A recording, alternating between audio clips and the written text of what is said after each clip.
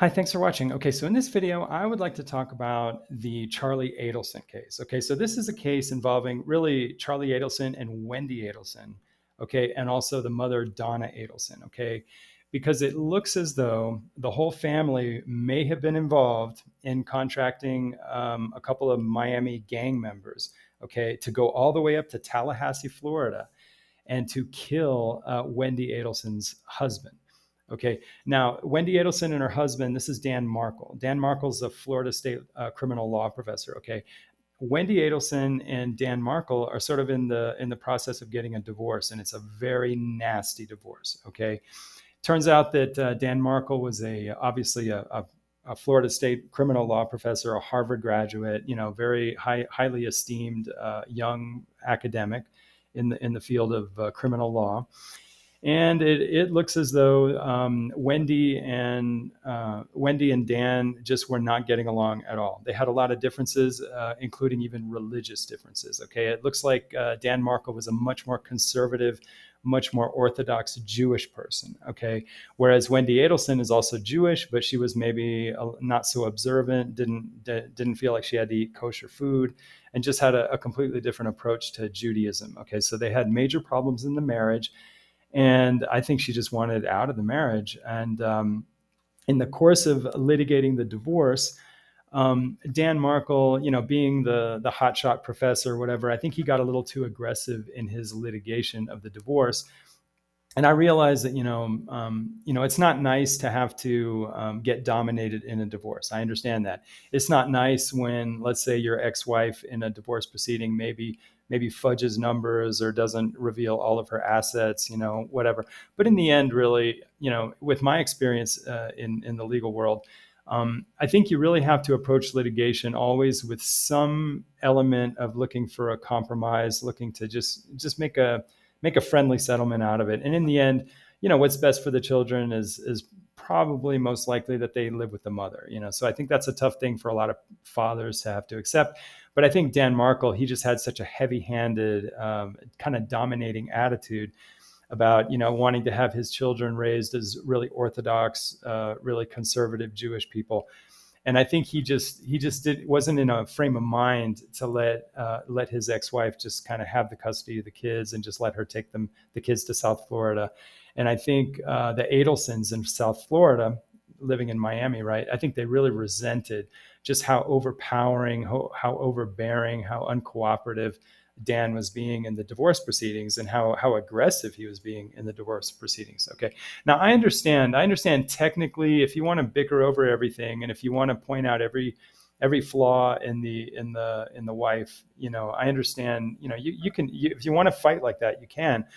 But in the end, I think most of the time the children are going to end up with the mother, And so I think unless she's just like a drug addict or just completely whatever, I think more than likely, I think it's probably more than likely that Dan Markel was being a little bit unreasonable in the divorce. I'm just coming out and saying that. Okay, now that doesn't mean that the Adelsons had to do anything stupid. All right, but it looks as though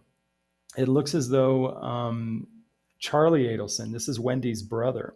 Okay, it looks like he may have at least mentioned to his Filipino girlfriend, okay, who had connections to the South Florida crime world. Okay, so she had connections to gangs and just all kinds, really just a lot of really shady, sketchy people, right? And so he just looks as though he openly mentioned to her that maybe he'd like to have Dan Markel killed, or or just it must have crossed his mind that he might want to have somebody kill him, whatever. And so she actually contacts her ex-boyfriend, okay. And so, however this works out, it's hard to know exactly how much Charlie may have orchestrated this, okay. But let's just go ahead and say that maybe Charlie, this is Wendy's brother, right? It looks as though he may have orchestrated actually having someone go up to Tallahassee and actually kill this law professor, Dan Markel. I mean, that's really brazen. And I think we already have to point the finger at the Adelsons because, if you're going to be so brazen as to have, some gang member go, hundreds of miles away from South Florida to kill a law professor, all right, if even the slightest thing goes wrong with that plan, okay, that's going to look terrible. I mean, that is really just almost an unbelievable risk taking. And I can't believe this guy Charlie Adelson. He must have had some serious problems to even think that he could play games like that. Because if anything went wrong, he would be putting in jeopardy his mother, his sister, and just it basically just destroying the whole family, and not to mention the children. I mean, if all this was done to protect Wendy's children, in the end, all this is going to accomplish is really just to risk just destroying all faith that the children might have on let's say Wendy's side of the family. So I mean, this was really pretty stupid, but unfortunately I'm inclined to believe now. I mean, it's whenever you have a murder for hire case, it's always hard to get an exact smoking gun, exact proof that you actually contracted the killing. Okay, because it's not like you have a document or like it's not like you're going to have like hard paper evidence. But unfortunately, it looks like the Adelsons are not really as smart as they think they are. Okay, because Wendy Adelson, when she was dating some other professor at Florida State, in the course of her divorce, she actually opened her mouth, and it looks like she told him that she had talked about hiring a hitman with her brother. Okay, and so let's look at this. Let's go ahead and look at this testimony, because this to me is really the key, okay, of the whole thing. So let's have a look at this. Let's see here. Let's have a look at this. At some point that evening, did the issue of the relocation battle that was going on back in the summer of 2013 come up? It did. And is that the issue we've already... Confidentially, in a very serious tone of voice, told me that Charlie had investigated all possible options to take care of the problem of Danny Markel, including hiring a hitman, which would cost about $15,000. And I later revised that and thought maybe it was $50,000, but the dollar amount was the only thing in question. She definitely said that Charles Adelson had looked into hiring a hitman to kill Danny Markel. And when did she say Mr. Adelson had looked into that? Okay, so now this is pretty serious, okay, because that's a very, very specific accusation, okay, and the Adelsons are so arrogant, okay, because they're going to just pretend that testimony means nothing, right? They're so arrogant because this is a professor. I mean, now he may have issues. Like, I listened to his whole testimony. This guy has jealousy issues. This guy, I think he was acting like way inappropriately. Like, he was only dating Wendy for just a few weeks, and he was acting like a super serious boyfriend. I mean, so I think this guy may have some issues. However, he is a professor, okay, and he is a smart guy. And I don't think he has any reason to have so much detail and just invent a lie that elaborate and that well fitting, I think, with the actual facts of the case. I think, with my experience in criminal law and working in legal and litigation, I think that sounds like very credible testimony. Okay. And so it's amazing because with that testimony right there, okay, look, it's already proven the people that killed Dan Markel were these South Florida gang members. And the actual guy who actually shot the gun and killed Dan Markel, his ex-girlfriend was actually dating Charlie Adelson. And Charlie Adelson admits that he told this girlfriend about the problems that Wendy was having with Dan. So right there, you combine that with this other professor's testimony that we just listened to. And I mean, I'm sorry, but that pretty much just seals the case, okay? And it worse, it doesn't just show that Charlie hired these hitmen. It also shows that Wendy was aware of this whole plan, okay? And so it's interesting because, with that right there, I think we pretty much know that Wendy had knowledge that, that the family was looking into hiring a hitman, okay? And so it's really interesting when Wendy actually is informed by the police that her husband has been shot and that he's not going to survive. Okay, it's funny because her reaction, it's like this performance of like spontaneous grief. It's like so performed. It actually reminds me a lot of another case in South Florida involving another female who was making plans to have her husband killed. And now, a lot of you may have seen the Dalia Dippolito case, okay? But it's so interesting to see the similarity of their reactions. Okay, now Dalia Dippolito, she did not actually succeed in killing her husband because the police set up a sting operation to simulate that she had actually killed her husband, okay? Because she actually did, let's say, she did hire somebody to kill her husband, but it turns out that person was an undercover, a person working undercover with the cops.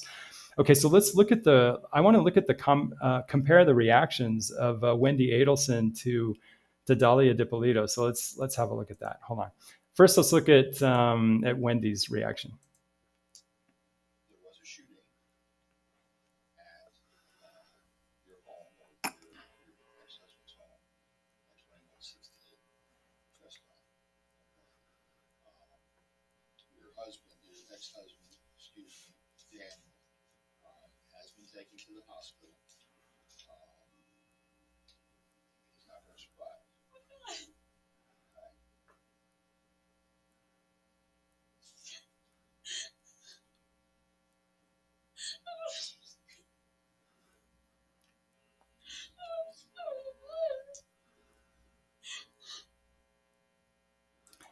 Okay, so let's look at the comparison here. So let's have a look at this. This is Dalia Dippolito.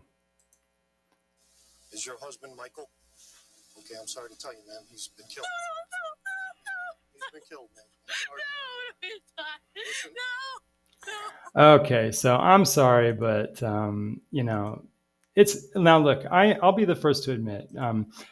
It's very hard to distinguish between genuine and fake emotion, okay? And I'm sure in both cases, I bet you in both cases, I'll bet you that Wendi, even though she did have something to do, I think, or some knowledge of hiring a hitman, okay, if we're to believe Jeffrey Lacoste, right? Okay, and even though Dalia Dippolito clearly hired somebody to kill, I think in that very moment of finding out that the person's actually been killed, I think there is still going to be somewhere deep down inside some actual emotion. Okay, so in other words, I'm not going to accuse either Dalia or Wendi of not having any emotion. I'm not going to say that. But I think that they use their emotion in a performative way to create sort of a performance of grief, okay, as opposed to actually feeling grief, okay? Because I think when we look at people who actually are truly surprised, okay, and truly have no knowledge of what's going on, I think they're a little more like shocked as opposed to just spontaneously performing, okay? So the way I look at both Wendi and Dalia is I see more just all of their energy is focused on making a performance that reinforces, like, say, some kind of innocence, okay, as opposed to just being laid on with the shock of a true surprise, okay.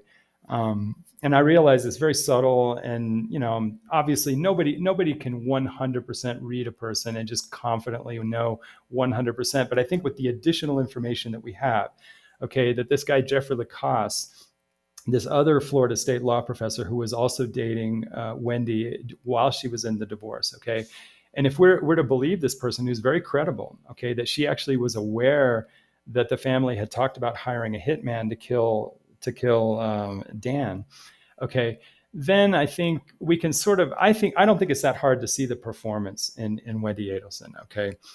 And what's really interesting to me is that, in 1 minute when it's convenient to Wendi, she can just show this avalanche of grief, this avalanche of sadness, despair, whatever.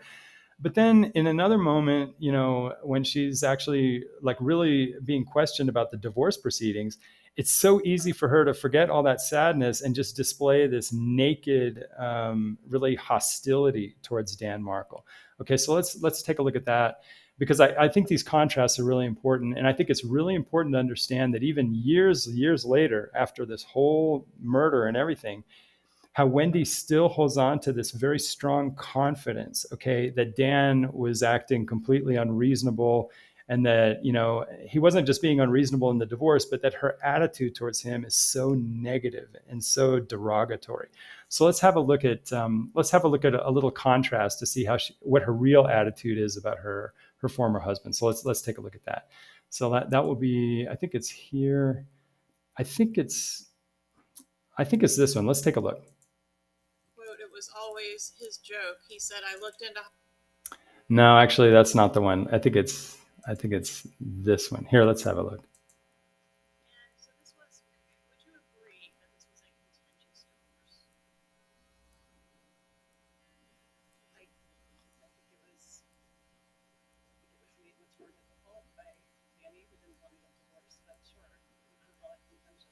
not what we would classify as an amicable divorce. You hear about those. No, it would be, Fine. And part of what you were seeking in your divorce in these documents in front of you was permission from the court to move with your children to South Florida. Is that correct? that was part of the overall divorce proceedings. All right. And specifically on pages 43 through 50, there's a petition to include a request to be allowed to relocate with minor children. Is that correct? Yes. And why were you seeking to move to South Florida? I was seeking a place that would be stable and permanent because Danny never planned on settling to Tallahassee. It's just a question of time before he moved to New York to be with his girlfriend or had dreams of being a lawyer. So Tallahassee was just a temporary stopping point. Okay, now I have to stop right here because it's so interesting how she gets that little barb in where she says his real goal was to get to New York where he could be with his girlfriend. I mean, who knows what that means? But I think you can just tell that, when she's not performing grief to look innocent in front of an interrogating police officer, basically she just is just dripping with this kind of not very nice attitude towards this guy, even though she already had him. He's already been killed. It's amazing. Not even being dead can rehabilitate his good graces. And I mean she can't even have a good attitude towards him even after he's been killed. I mean it's pretty amazing. Let's see if there's any more in that. I think there's a little more in that clip that I think may be interesting. Hold on. And why did South Florida seem like a place of permanence to you? Right, and because we had family support, because I work in immigration, there were a lot of career opportunities for me there. Are you from South Florida? And when you say family support, what family resided there? My mother, father, and brother. Was the relocation to South Florida the most important part of the divorce? No. Was it your most non-negotiable term? No. But it was very important to you? I wouldn't say it was very important to me. Was it very important to your mother? She was much more looking forward to having her daughter and her grandchildren. All right. So anyway, I wish I had more time to go over all the testimony where she talks about the divorce litigation, because there are some other parts, and you guys can look where she is just dripping with hostility, even the years afterwards, and really making Dan Markel look like very unreasonable. Now, I admit, I think Dan Markel probably was being a little bit unreasonable. Okay, I'm sure he had legal reasons for all of his objections and all of his positions in the litigation. But I think sometimes the wisest thing to do in a litigation, especially a divorce litigation, is just to try to concede as much as possible to the wife.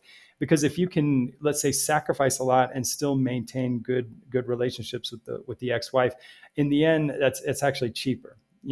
So I think Dan Markel probably was a little bit heavy-handed with just being really stubborn about how he was much more, let's say, much more Orthodox Jew, maybe trying to dominate the raising of the children as opposed to just trusting Wendy to raise the children and just sacrificing whatever. But, so I think, unfortunately, we will have to admit that Dan Markel probably did have a lot of kind of religious stubbornness in the marriage that probably was just really aggravating to the Adelsons. Okay. However, killing him was obviously, complete. I mean, I don't even for a second support that, but I just think, we don't want to paint a picture where Dan Markel is just this perfect person and Wendy was just this completely unreasonable. But I think it got to a point where, because Dan Markel was so stubborn in the divorce litigation, that I think the people who became, let's say, the bad people was actually the Adelsons, where they crossed a line. I mean,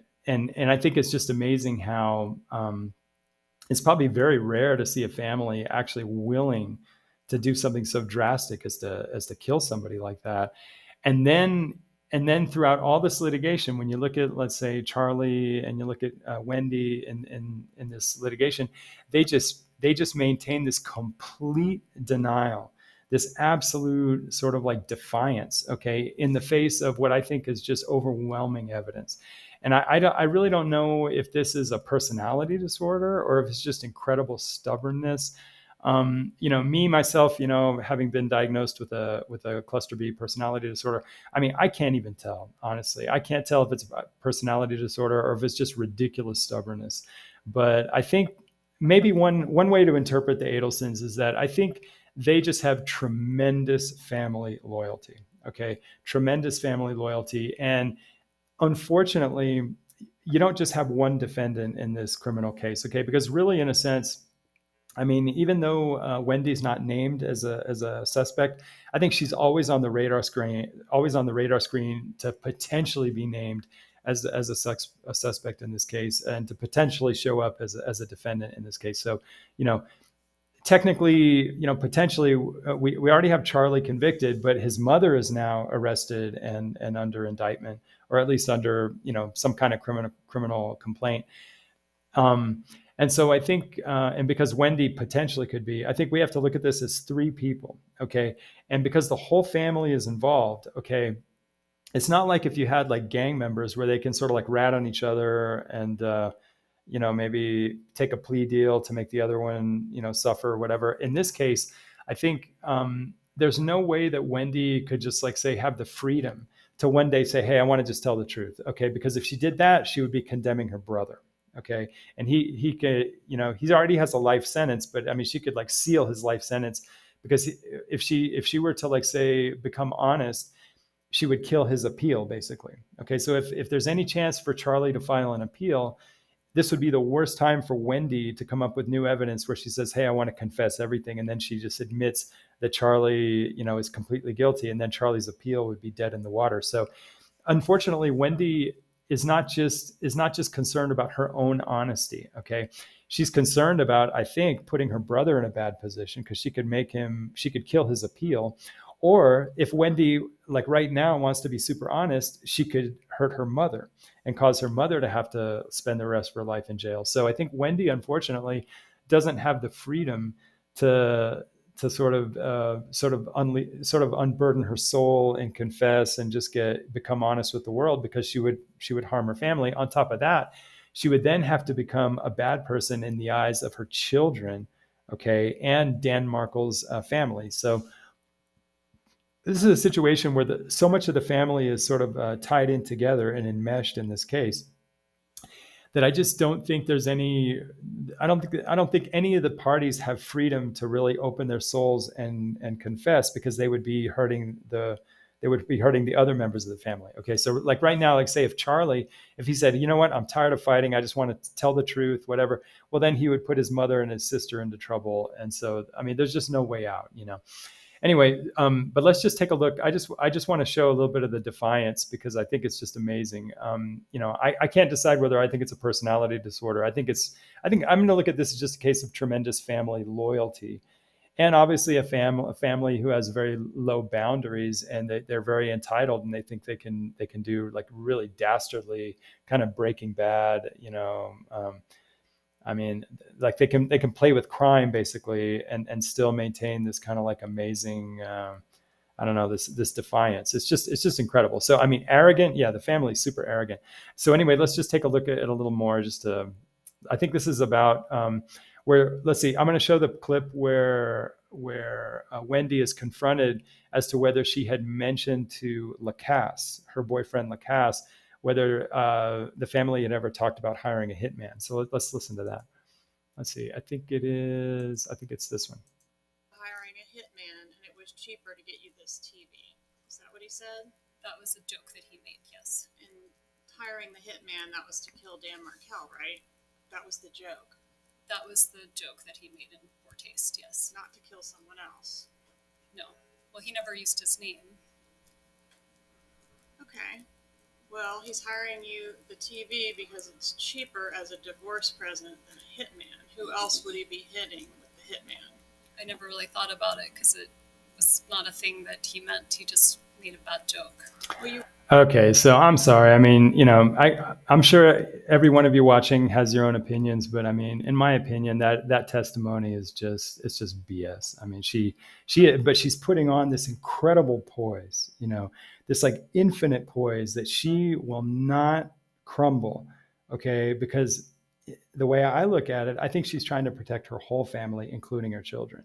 Okay, so in other words, she's so deep into this, she's so, like, say, pot committed, like a poker player, that she just can't fold her cards, and so, like, how many times and you're playing Texas Hold'em and you go all in. After you're all in, you're not going to fold your hand. You're going to play the hand to the end. So she just can't fold right now. But when she says, like, oh, I never thought about it. My gosh, I mean, that's just complete BS. I mean, if there was a joke about a hitman, clearly that had to do with Dan Markel, and she can't just sit there and say, oh, I don't know, I didn't take it seriously. That's just a bunch of bullshit. So anyway, this is a really interesting case. I think that the family probably, there's something kind of weird about that family. I think, like a lot of powerful families, sometimes there's this idea that they just do whatever it takes to be successful and whatever it takes to support each other, And so I think sometimes families like that can really cross the line and really kind of maybe operate outside the law sometimes, if that's what it takes to maintain the family interest. However, in this case, I have to at least analyze this. I don't know if they have personality disorders. I think they're very arrogant people. So I don't know if they have personality disorders, but I will say this. They are not very smart people. And I think this guy, Charlie Adelson, he wants to be like super streetwise. He wants to hang out with all these Filipino girls and kind of like have a little bit of, contact with like the gang element and the underworld element in South Florida. So he kind of romanticizes that, kind of like a Breaking Bad kind of thing. But I think he's actually not as smart as he thinks he is, okay? Because what he did was so risky, okay? And anytime you have a lot of cell phone calls, a lot of communications, and you're actually dealing with, gang members, he had to have imagined that if anybody ever got caught for this, that they could end up pointing the finger at him at some point. And then, just the very fact that one of the people who ended up committing the crime was actually a former boyfriend of the girl that he was dating. Like he wasn't, like, Charlie Adelson he wasn't really careful enough to remove himself from whoever was actually going to commit the crime. So that was very stupid. And I just think the whole family, to think that there wasn't tremendous risk, okay, in hiring a hitman, and to think that there was just no chance. I mean, and frankly, even if there was only, like, say, a 2% chance, I mean, for something that serious, okay, even a 2% chance of getting caught, to me, that's just too risky, So I think the family, for all their arrogance and for all their success, I think they showed really that as a whole family unit, they actually had very poor judgment, very destructive, And I think in the end, this is really just a tragedy, because I think eventually the children are going to grow up and they're going to kind of know what happened. And I think in the end, the family has just kind of destroyed itself, okay, really over something very petty, which was just, just a divorce, just a acrimonious, contentious divorce, And so, do they have personality disorders? Well, I can't tell, but I can tell that they're very arrogant people, and they acted in very, very poor judgment. Okay. Because I think, and as a whole unit, it's amazing. Not even one person could raise their hand and say, hey guys, let's pull the plug. It's like, as a unit, they consolidated into a decision that I think was just incredibly risky. Okay. And so they took a major risk and, just acted foolishly. And now the family is just destroyed. So I think if I had to analyze anything here, I don't know about a personality disorder, but I would diagnose this family as being very destructive, very, I guess, emotionally unwise, and just incredible risk taking. And they ended up just destroying themselves, because they'll never recover from this. I mean, there's no recovery, regardless of how the court cases turn out. This family has been destroyed. So anyway, very interesting case. I don't know if it's personality disorders, but I will say it's arrogance. It's like a world-class arrogance. So anyway, thanks for watching.